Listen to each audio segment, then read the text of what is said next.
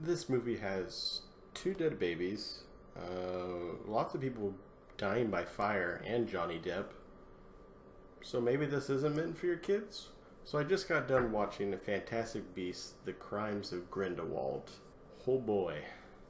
At the end of this, I think half the audience is going to want me to Avada Kedavra myself in the face for speaking such blasphemy, but it's kind of suffering from the whole franchise thing going on.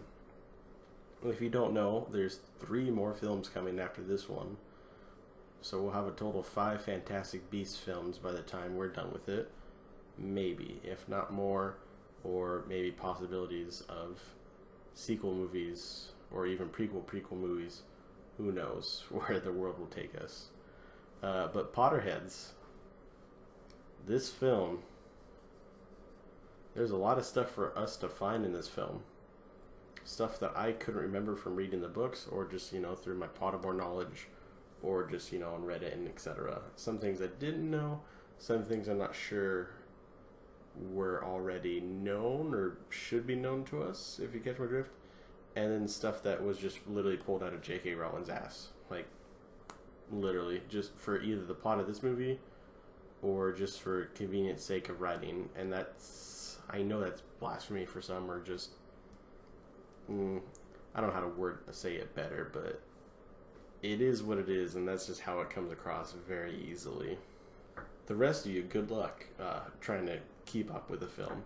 It's hard for avid Harry Potter average Harry Potter fans, not avid, we'll go with average, to keep up with it.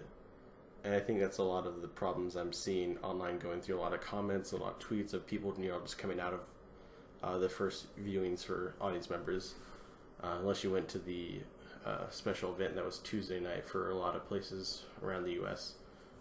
But a lot of problems was just a lot of stuff going on here, and not all of it good. Really, a lot of my love for the first one came from just going back to the Wizarding World, seeing everything just again in a new light, with with better CGI or better graphics, with more modernized cameras, even though it's kind of not really wasted on the older set, but the older setting.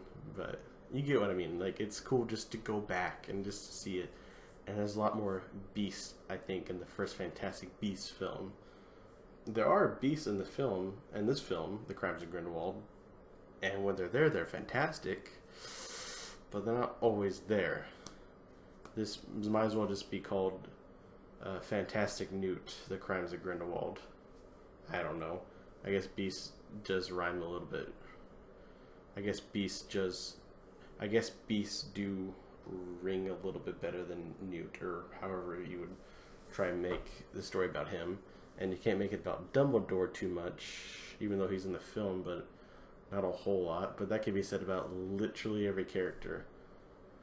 There's so many different characters, a lot of splitting up, characters going different ways. And then there's characters whose character feelings, or how they should feel, how they were set up in the first film, are just yeet out the window and just totally changed for the narrative of this film. Alliances are switched just like that, and it doesn't really pay off for anything character-wise. There's a reason for some of the alliance switches, but deep down you're like, nope, that's not the person I remember from the first film, or that's not how this person was set up at all. And then there's random switches in the middle of the film for other characters. You're like, okay, you were doing this for most of the film, and then all of a sudden you're doing this just for convenience of plot, and just a lot of stuff that maybe I'm being nitpicky, maybe because I love Harry Potter so much. Obviously I bought like a $40 wand just to keep around. Obviously I like it a little bit, but it's a great world to go and visit, either on paper, in the movies, or maybe going to Universal Studios to go see it in person. But it's something that we all like going to and like revisiting, and I'm not going to be revisiting this one anytime soon. Maybe before the third one, Lord knows when that comes out. But I think that's the only thing, is just I put my time into it, so I'm gonna finish the series. The third, fourth, and fifth film I'll go watch. But if I never started it and I was like just starting to get into it, maybe looking at all the reviews and stuff, I would not get into it. The magic is cool, but kind of like the last couple of Harry Potter films, you know, it's less about, you know, Ossia water or Leviosa, stuff like that. It's more about flicking really hard in the air, and at times for convenience sake, or for spells that you and me really love, then they say it, and that's just, I don't know. I think they're just doing it for convenience sake, for not saying spells, and then when they're like, oh, everyone knows Expelliarmus, I'm going to put that in the film and make the actual character say it. You know, it's just, that's just kind of how like the entire movie flows. Like, they throw stuff in there when it's convenient and they think that we might like it, and then they gloss over stuff that we might not like and stuff like that. The ending is bland. I know there'll be arguments about that in your minds and stuff, but if you truly think about it, in like a big budget film, an ending that would have the ending is really bland for what is looks like it's trying to set up.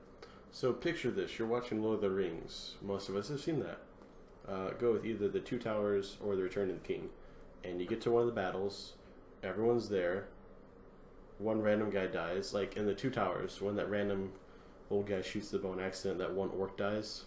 It'd be like if everyone's like, most of us ain't gonna fight, and then like literally like 9/10 of both armies just like randomly left, and then just like 1/10 of it kept on fighting. And that's kind of what happens in the film, and it's kind of a stupid letdown. And then you know, Elder Wand things happen, and it's just bull. The entire movie's bull. It's still fun. It's rough. It's rough to talk about this because it has the Wizarding World title on it, essentially Harry Potter, and you hear Hedwig's theme once in a while, and all these other like roaring songs that you and I remember from the Harry Potter franchise. You know, you get that sense of, this is so much fun, but it's fleeting.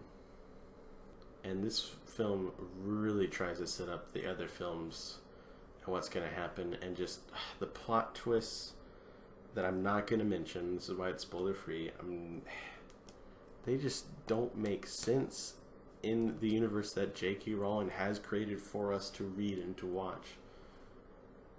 And that's the thing that gets my buttons the most. It gets my goat the most. Is that certain things are put in this film just so we can consume it and wait for the third one and the fourth one and the fifth one. And I think that's where this movie ultimately fails. I'm going to give this film 5 out of 10. For what it could have been Harry Potter caliber, with David Yates at the seat and J.K. like working on the script and writing it, and a really talented cast if you think about it, and characters that we loved having the same ones coming back. It could have been an easy 10 out of 10, but it's not. It fails, it falters, it stumbles. At times it does have it runs in a fluid motion, but other times it just trips and falls in the line. And like just the way the movie paces and how it feels and how it flows, it just doesn't sometimes. And maybe I'm by myself. The party I watched it with were all essentially in agreement of what I've been saying, except for a couple other different things. But man, oh man, it could have been a lot better. But as always, my name is Clark Addison. I review entertainment because I care, and I'll see you guys in the next one.